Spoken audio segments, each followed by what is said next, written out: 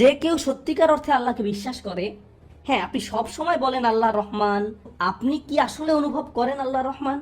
না, এই মুহূর্তে তিনি সম্ভবত জুন্তিকম, এই মুহূর্তে তিনি সম্ভবত সেই সত্তা যিনি প্রতিশোধ নিয়ে থাকেন।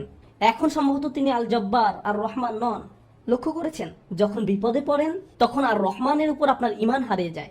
আল্লাহ বলছেন সে সময় তুমি যদি আর রহমানের উপর ইমান রাখতে পারো, তিনি নিজেকে তোমার নিকট আর রহমান হিসেবে উপস্থাপন করেছেন, সেই মুহূর্তে তুমি যদি তা করতে পারো, তাহলে আল্লাহ তোমাকে কি উপহার দিবেন? এটাই আমার খুতবার উপসংহার, যে আল্লাহ আমাদের কি উপহার দিবেন।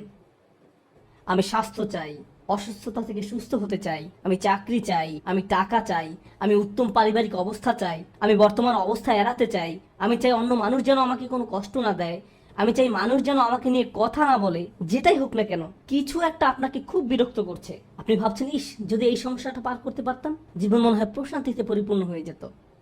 আমাদের সবারই জীবনে কোনো না কোনো সমস্যা রয়েছে যা আমাদের শান্তিতে ঘুমাতে দেয় না।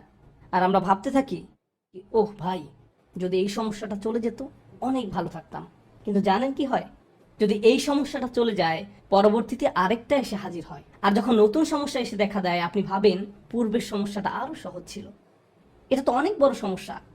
আপনি যদি আল্লাহর উপর ভরসা রাখতে পারেন, আল্লাহ আপনাকে কি দিবেন? তিনি আপনার সমস্যা শেষ করে দেন না। এই পৃথিবীর জীবনে আপনি কখনো সমস্যা ছাড়া থাকতে পারবেন না। যদি সমস্যা চলে যেত, তাহলে ইয়াকুব আলাইসাল্লামের জন্য আমাদের তুলনায় অনেক আগেই সেটা দূর হয়ে যেত। যদি ঈমান থাকার মানে হয় আপনার কোনো সমস্যা থাকবে না, তাহলে মরিয়ম আলাইসাল্লামের কোনো সমস্যা থাকা উচিত ছিল না। রাসূল সাল্লাল্লাহু আলাইহি সাল্লামেরও কোনো সমস্যা থাকার কথা ছিল না। আল্লাহর কাছাকাছি মানুষের জীবনী পড়লে আপনি দেখবেন তাদের জীবন ছিল সমস্যায় পরিপূর্ণ, বড় বড় সমস্যা। আর আপনি শুধু এই সমস্যাগুলোর কথাই পড়ছেন। আপনি পড়ছেন তারা কিভাবে একটা সমস্যা থেকে আরেকটা সমস্যা জীবন অতিবাহিত করে গেছেন।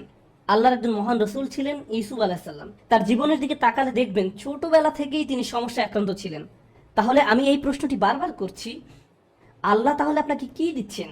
আপনার জীবনের অতি ভয়াবহ সমস্যার সময় যখন আল্লাহর উপর পূর্ণ বিশ্বাস রাখেন, এর বিনিময়ে আল্লাহর কাছ থেকে কি পাবেন?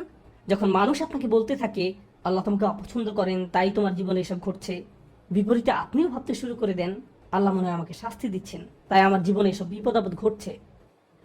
সেই মুহূর্তে যদি আপনি আল্লাহ সম্পর্কে সুধারণা পোষণ করতে পারেন, আল্লাহর প্রতি ভালোবাসা, নির্ভরতা এবং বন্ধন বজায় রাখতে পারেন, যে না আল্লাহ আপনাকে কখনো ছেড়ে যাবেন না, এর বিনিময়ে তিনি আপনাকে কি দেবেন? তিনি সে লোকের হৃদয়কে পথ দেখান